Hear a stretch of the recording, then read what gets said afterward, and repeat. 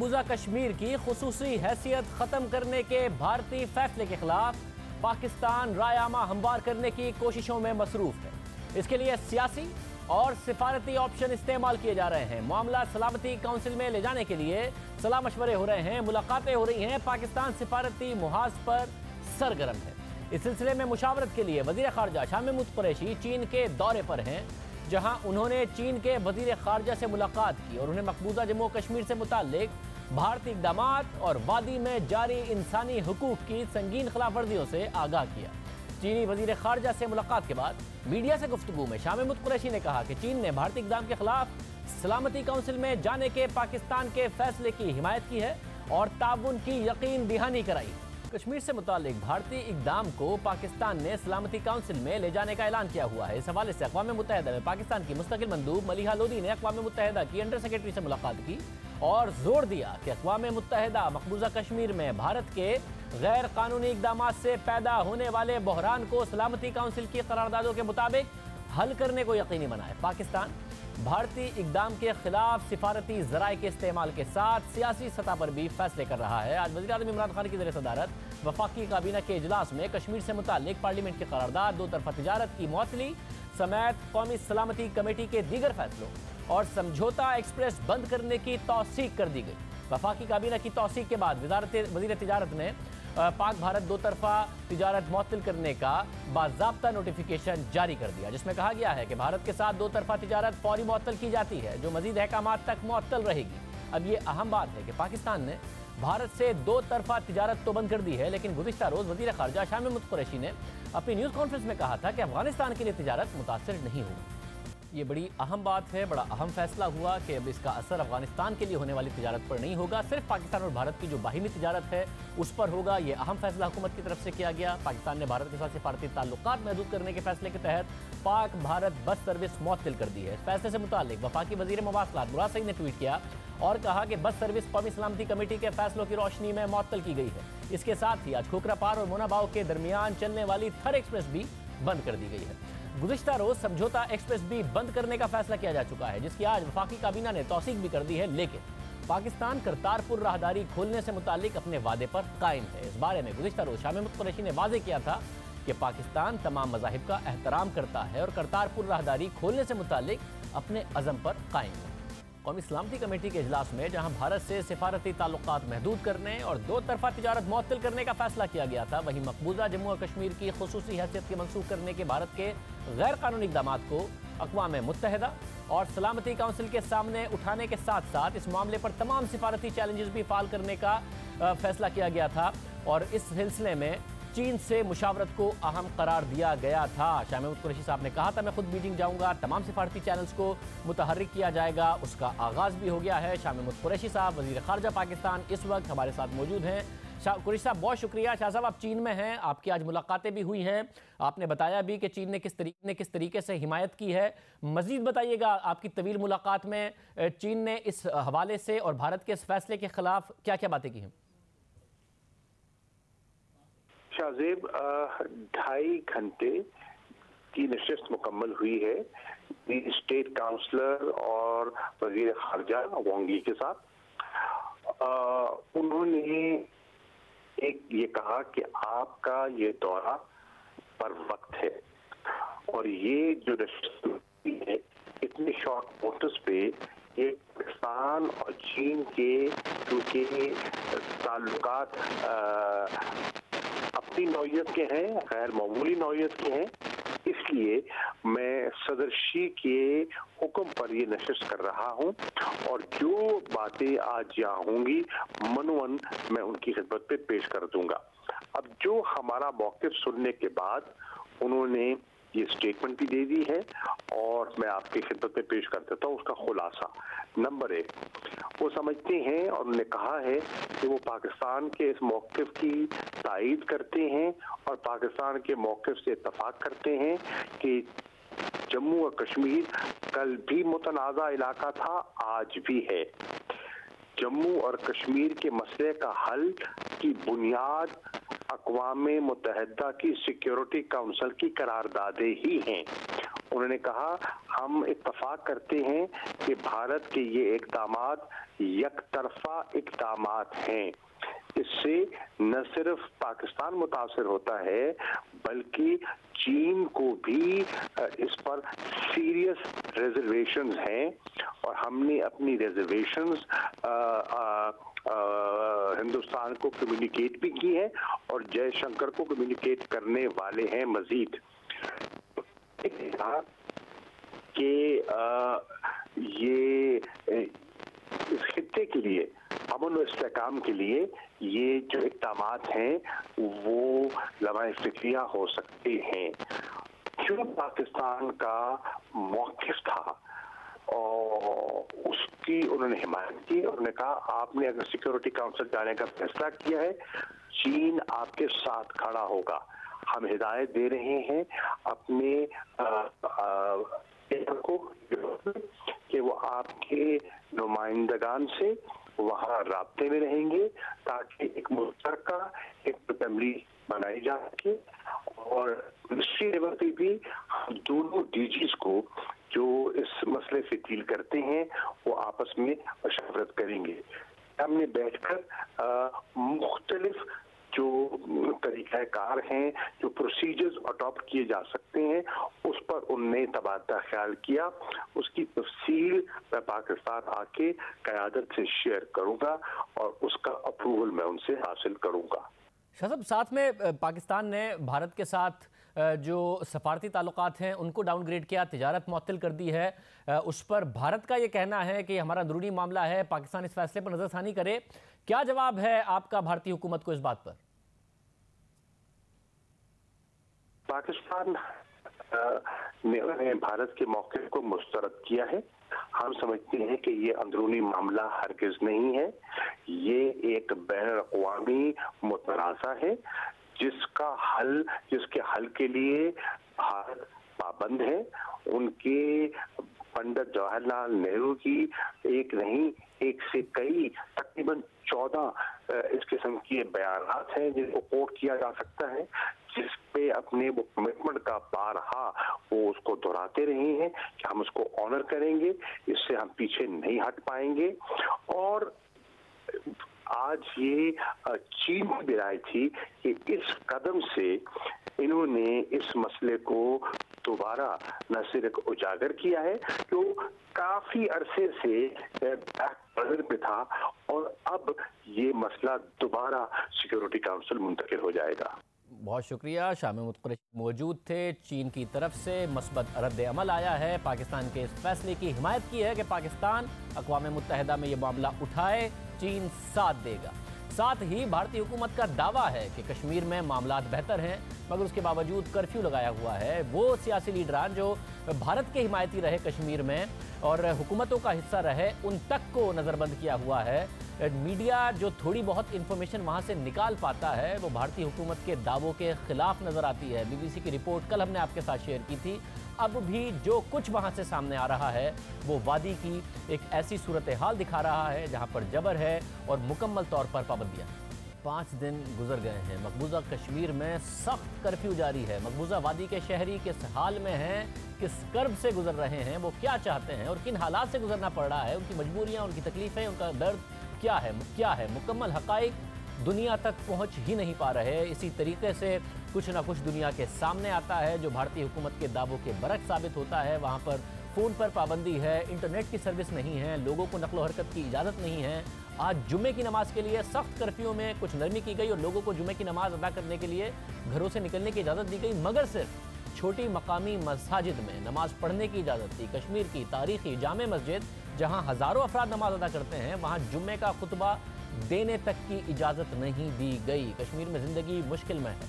कश्मीर के लोगों को सिर्फ अशद ज़रूरत के तहत ही अपने घरों से निकलने की इजाज़त है। लोगों को अपनी ज़रूरियात पूरी करने के लिए और अस्पताल जाने के लिए कई नाकों से गुजरना पड़ता है। उनकी नक़्ल हरकत पर पाबंदी है। दुकानें और ज़्यादातर तिब्बी मराकज़ भी बंद हैं।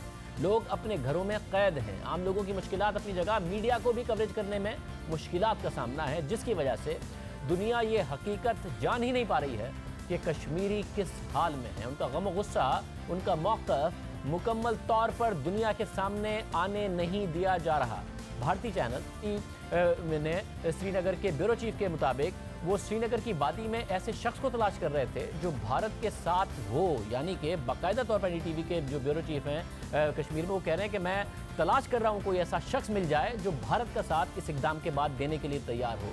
वो कह रहे हैं कि उन्हें रिपोर्टिंग में मुश्किलात आ रही हैं, रुकावटों का सामना करना पड़ रहा है। उन्होंने जब श्रीनगर की वादी में एक नाबीना बूढ़े शहरी से बात की तो उसने कहा कि अगर भारतीय सरकार कहती है कि मकबूजा कश्मीर को खुसूसी हैसियत देने वाले भारतीय आइन के आर्टिकल 370 को ख़त्म करने से कश्मीरी खुश हैं तो वो कर्फ्यू ख़त्म कर दे और देख ले कि हम कितने खुश हैं। 5 अगस्त को नरेंद्र मोदी की हुकूमत ने कश्मीर को खुसूसी हैसियत देने वाले भारतीय आइन के आर्टिकल 370 को ख़त्म कर दिया था। भारत ने राज्यसभा में कश्मीर की खुसूसी हैसियत ख़त्म करने का बिल पेश करने से कबल ही सदारती हुक्मनामे के जरिए कश्मीर की खुसूसी हैसियत ख़त्म कर दी थी। भारत ने भारी अक्सरियत के साथ बिल मंजूर करा लिए हैं, मगर भारतीय इक़दाम के खिलाफ कश्मीरी आवाम सड़कों पर निकल आए। कश्मीरियों को एहतजाज से रोकने के लिए कर्फ्यू नाफिज कर दिया। मकबूजा कश्मीर की मकामी क़यादत को जेल में डाल दिया। 600 से ज़ायद सियासी रहनुमा और कारकुनान को गिरफ्तार कर लिया गया। जम्मू और कश्मीर में भारतीय फौज के हज़ारों एहलकार सड़कों पर गश्त कर रहे हैं।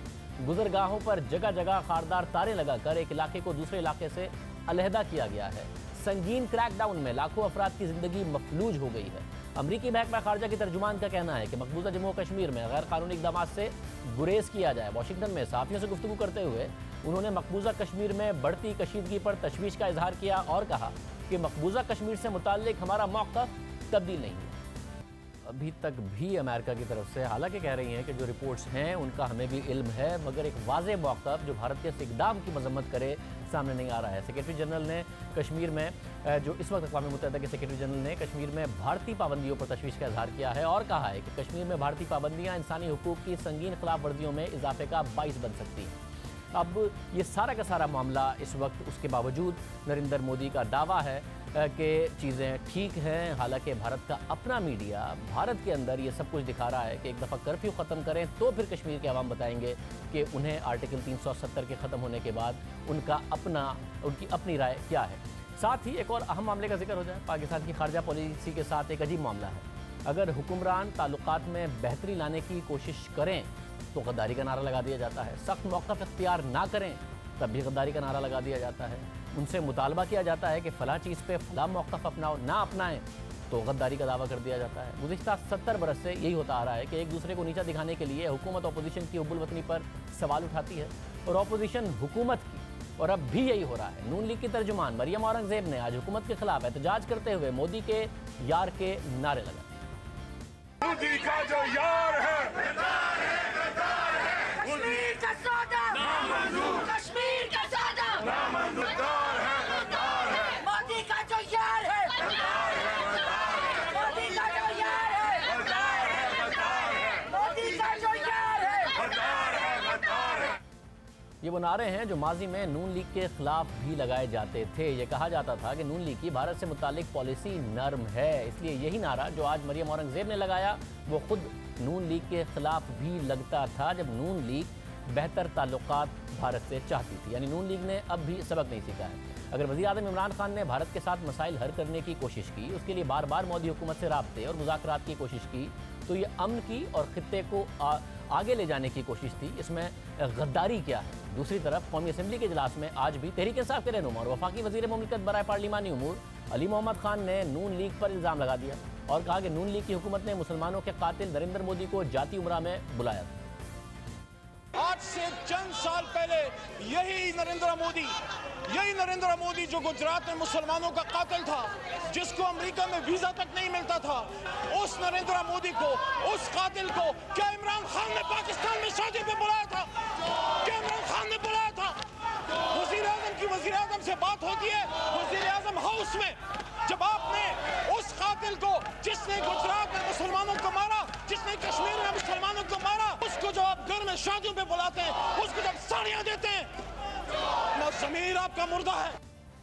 मगर इसी नरेंद्र मोदी के इलेक्शन जीतने की ख्वाहिश का इजहार वज़ीर आज़म इमरान खान ने किया था कि जीत गए तो फिर कश्मीर के मसाइल हल करने के लिए हम ज़्यादा बेहतर अंदाज में आगे बढ़ सकते हैं, क्योंकि राइट विंग है और उनका इस वक्त उनके पास बेहतर इस वक्त पावर है कांग्रेस के मुकाबले में। भी तनकीद बिला जवाज़ है क्या किसी हुक्मरान के किसी दूसरे मुल्क के हुक्मरान से ज़ाती ताल्लुकात रखना गलत है, और वो भी उस मुल्क के हुक्मरान से जिससे आपके ताल्लुकात कशीदा हो। ज़ाती ताल्लुकात से ही मुल्की ताल्लुकात बेहतर हो सकते हैं। तारीख़ में ऐसा बार बार हुआ है कि ताल्लुकात बेहतर होंगे तो ही खुलकर बात हो सकेगी, खुलकर बात होगी तो ही ताल्लुकात में बेहतरी की उम्मीद पैदा हो सकेगी। दुनिया भर में ऐसा होता है। पर्सनल रिलेशनशिप खारजा पॉलिसी का हिस्सा होती है। हुक्मरान आपस में ताल्लुकात रखते हैं। इसके अलावा बड़े बड़े बिजनेसमैन का अगर दो ममालिक के अंदर मुफाद वाबस्ता हो तो वो दोनों ममालिक के ताल्लुकात की बेहतरी के लिए किरदार अदा करते हैं। तारीख में सरमायाकारों ने मुख्तलिफ ममालिक के ताल्लुकात को बेहतर करने या फिर ख़राब होने से बचाने में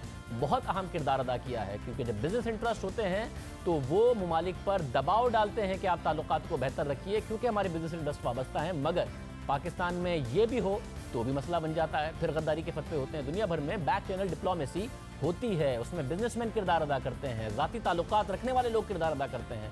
मगर कहीं भी ऐसा नहीं होता कि गद्दारी के फतवे लगा दिए जाएं, अपने ही मुल्क के वज़ीर आज़म की हुब्बुल वतनी पर शक किया जाए। और अगर वज़ीर मुमलिकत बराए पार्लिमानी उमूर अली अहमद खान समझते हैं कि नरेंद्र मोदी मुसलमानों के कातिल हैं, जिसकी वजह से उनसे कोई मुलाकात नहीं होनी चाहिए, उनसे कोई ताल्लुकात नहीं होने चाहिए, तो वज़ीर आज़म इमरान खान इंतखाबात जीतने के बाद बार बार भारत से मुज़ाकरात पर जोर क्यों दे रहे थे? उन्हें नरेंद्र मोदी को जीतने पर मुबारकबाद क्यों दी और ये बयान क्यों दिया कि अगर नरेंद्र मोदी जीतते हैं तो मसला कश्मीर हल हो सकता है? हुकूमत हो या अपोजिशन, सियासी सबकत हासिल करने के लिए एक दूसरे को गद्दार करार देने से मुल्क को दरपेश सियासी चैलेंजेस का सामना नहीं किया जा सकता, बल्कि इससे मुल्क की सिमत ही गैर वाज़ेह रहती है। खारजा पॉलिसी पर अगर सियासत की जाएगी, बिला जवाब तनकीद की जाएगी, अपने ही मुंतखब वज़ीर आज़म को या अपोजिशन को या माजी के मुंतखब वज़ीर आज़म को गद्दार करार दिया जाएगा, तो इसका नुकसान किसी एक फर्द या जमात को तो नहीं होगा, बल्कि पाकिस्तान को एक रियासत के तौर पर होगा। प्रोग्राम में एक ब्रेक शामिल करते हैं, मज़ीद हम खबरों पर बात करेंगे। एक ब्रेक।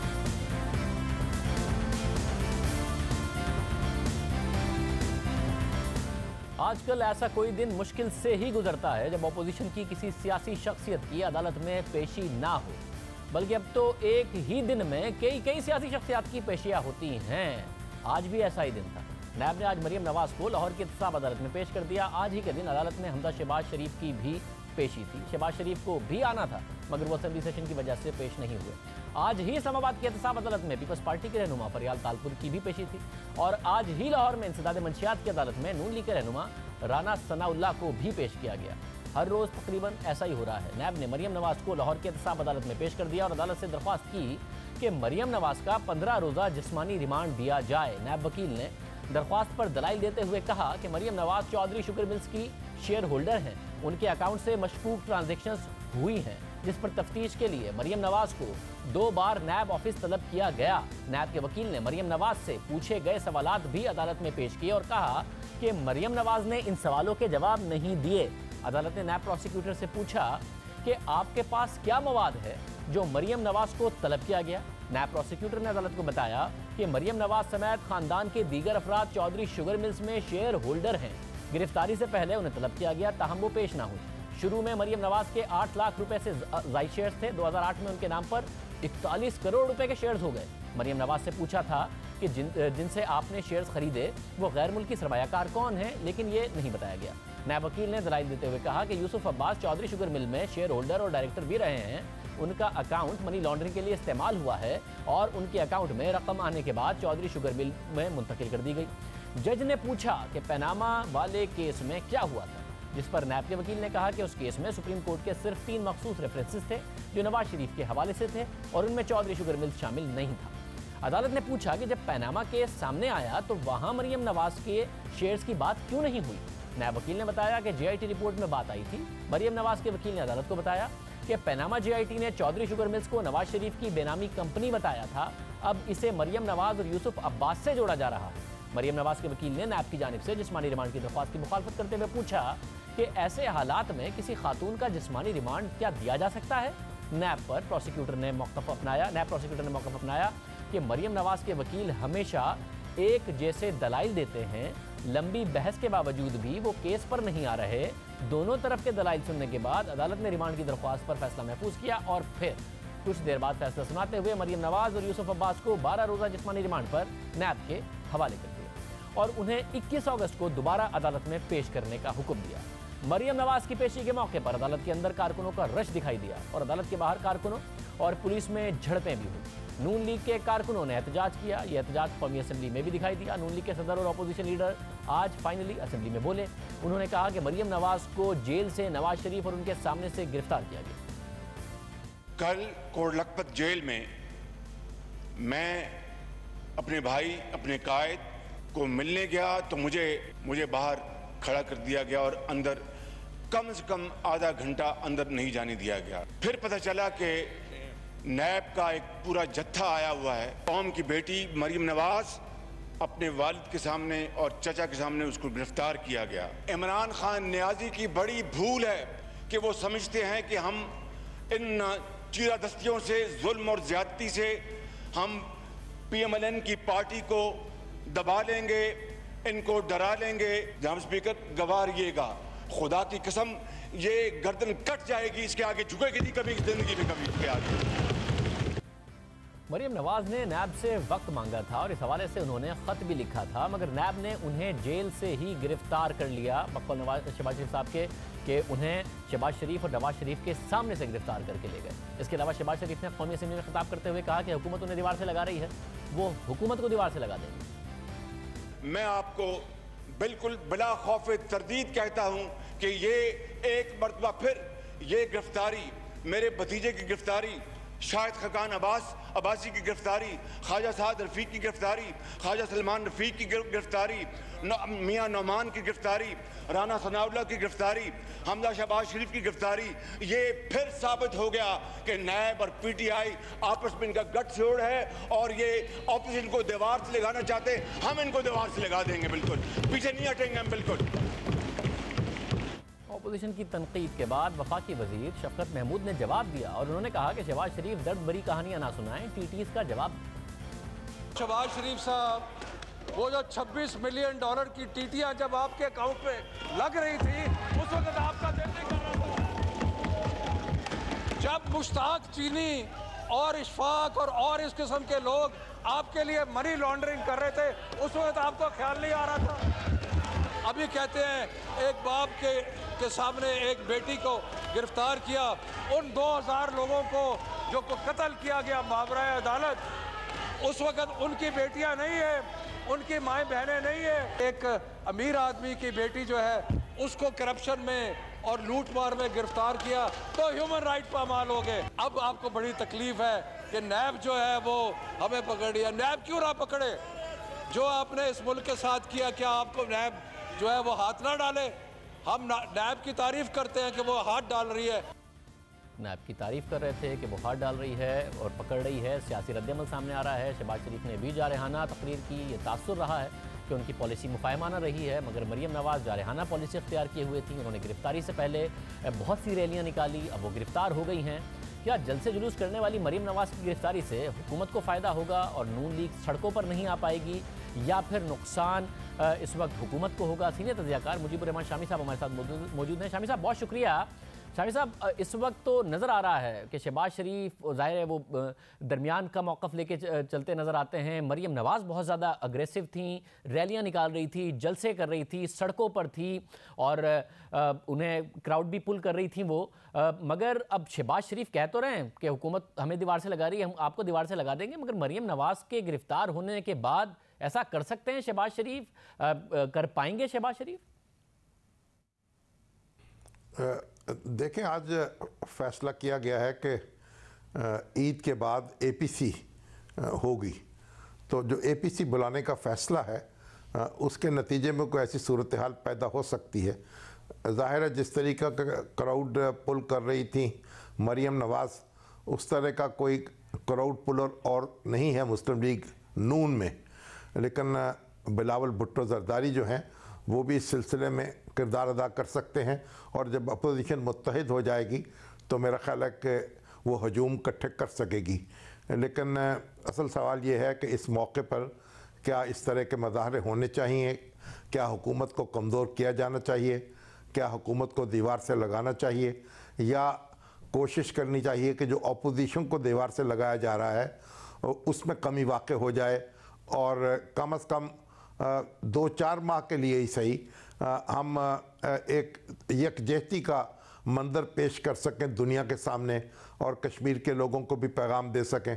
अभी तो ये हो रहा है कि हमारी पार्लियामेंट के जो मनाज़र हैं वो इंडियन मीडिया दिखा रहा है और हमारी हंसी उड़ा रहा है, और ख़ुद हम लोग जब वो मनाज़र देखते हैं और बातें और मकालमे सुनते हैं तो हमें शर्म आती है कि इस वक्त जबकि मकबूजा कश्मीर एक जेल बन चुका है और वहाँ बच्चे बिलक रहे हैं, औरतें चीख रही हैं और उनको दूध मुयस्सर नहीं है, खाने की अशिया की किल्लत है और कर्फ्यू नाफिज है, तो सर हथेली पर रखे हुए हैं लोगों ने और वायलेट कर रहे हैं कर्फ्यू को। तो जो है जज्बात की और हालात की, उसमें क्या पाकिस्तान की सियासत जो है उसका मंजर यही होना चाहिए कि कभी एक दीवार से लगाया जाए, कभी दूसरा दीवार से लगाया जाए? क्या हम कोई सबक हासिल नहीं कर सकते? हम माजी से नहीं सीख सकते? हम अपने इख्तलाफात जो हैं उनको कुछ अरसे जो बात एपीसी आप कह रहे हैं कि एपीसी वगैरह बुलाई है, एपीसी से कर क्या लेंगे? पहले एपीसीयां बुला के यौम सियाह मना के एक चेयरमैन सेनेट तो बदल नहीं पाई है। चेयरमैन सेनेट के ना सिर्फ बदल नहीं पाए बल्कि उसके बाद आपस में तकसीम भी नजर आई, एक दूसरे पर इल्ज़ाम तराशी भी नजर आई। अक्सरियत होने के बावजूद चेयरमैन सेनेट बदल नहीं पाए तो मरियम नवाज की गिरफ्तार होने के बाद दीवार से कैसे लगा देंगे इस हुकूमत को? क्या हुकूमत वाकई एक खतरे से बाहर नहीं आ गई है मरियम नवाज को गिरफ्तार करके? देखिए, एक सियासत वो है जो ऐवानों में है, जो महदूद लोगों के दरमियान गर्दिश करती है, उसे काबू किया जा सकता है और उसे अपनी मर्ज़ी का रुख दिया जा सकता है और उसमें वो कुछ भी हो सकता है जो सेनेट के इंतखाबात में हो गया।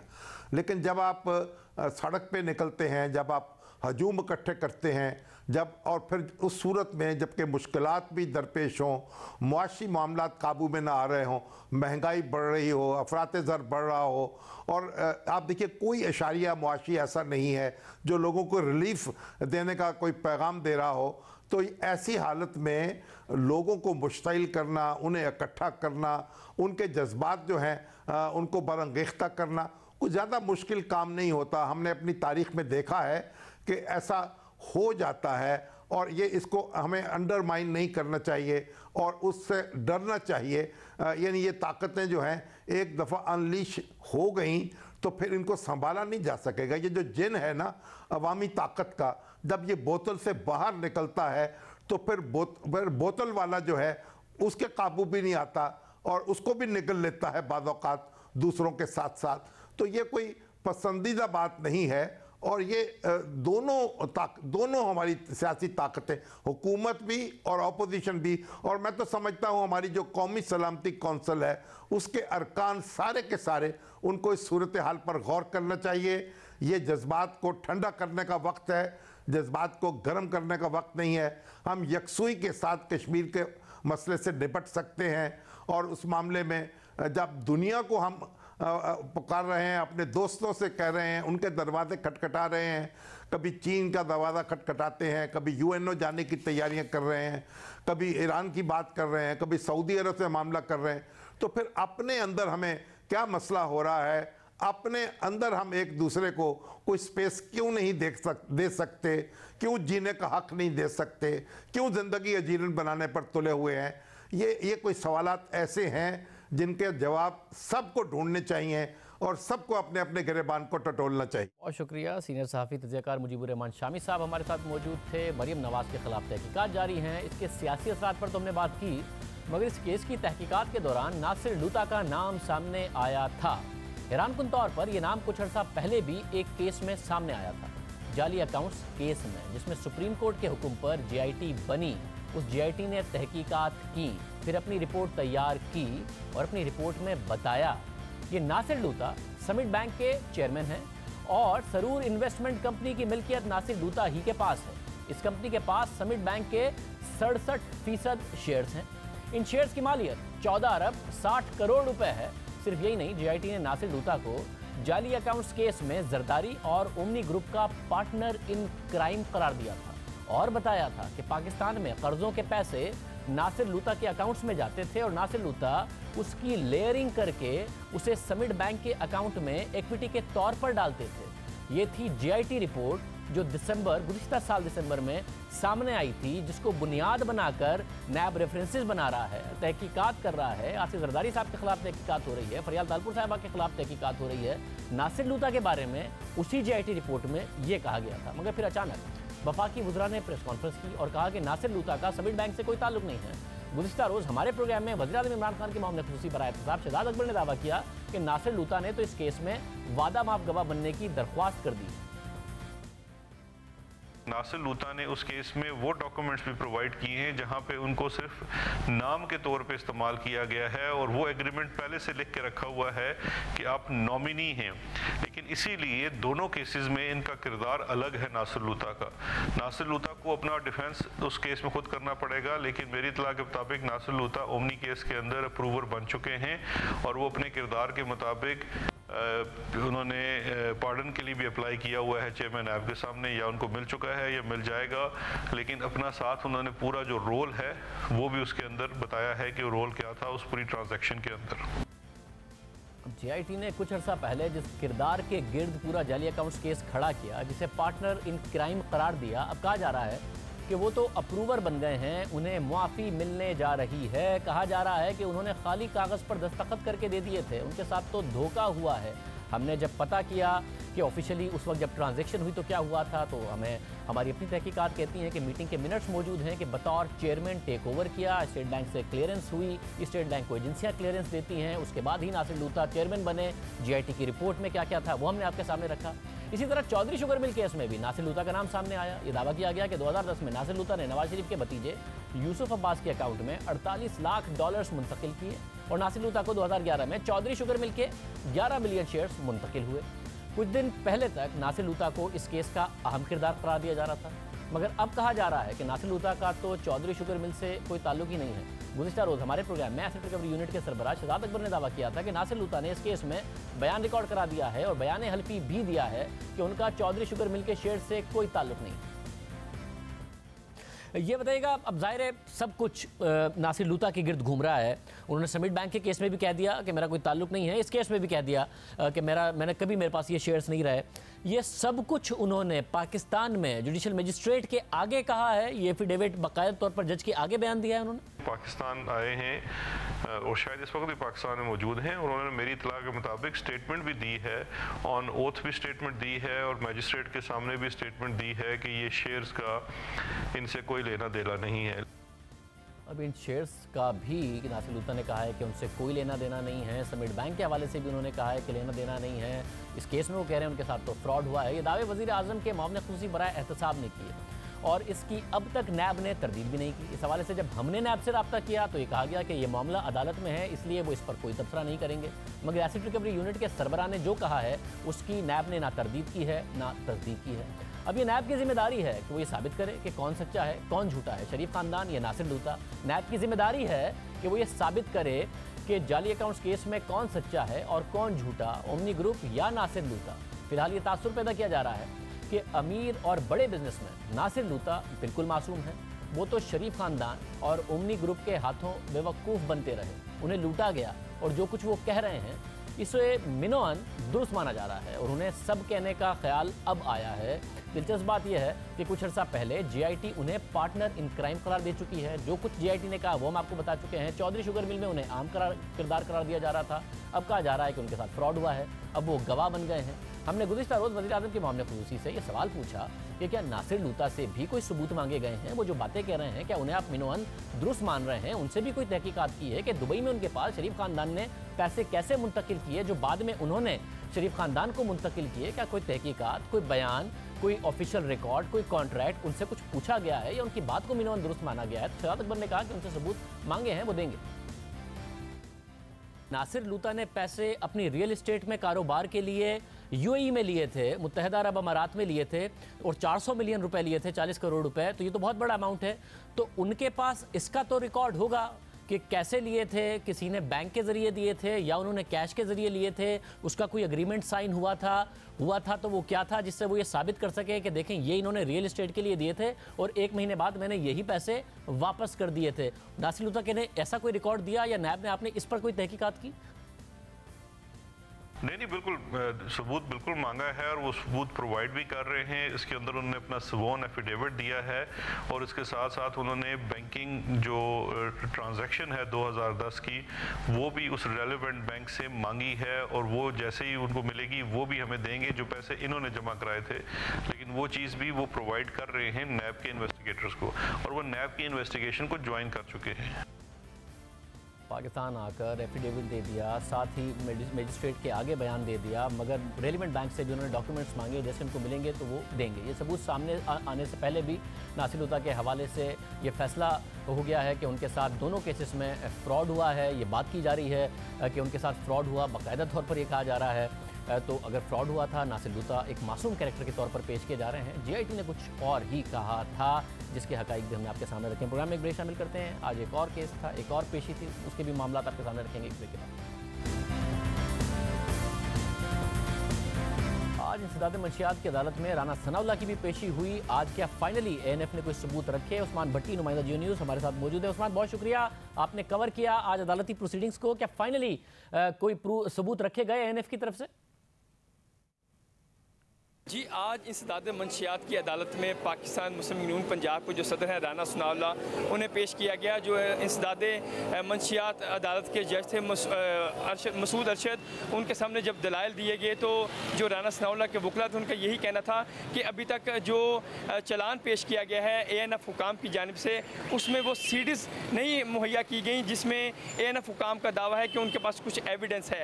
आज अलबत्ता जो जज थे, मोअज़्ज़ज़ जज थे ANF अदालत के, उन्होंने कहा कि जो अगली हेयरिंग है 24 अगस्त को, उस दिन जो ANF हुकाम है वो CDs भी लाएंगे, क्योंकि जो मोटरवे पर मूवमेंट हुई थी राना सनाउल्लाह की, उसमें जो CD है वो ANF हुकाम के पास मौजूद है।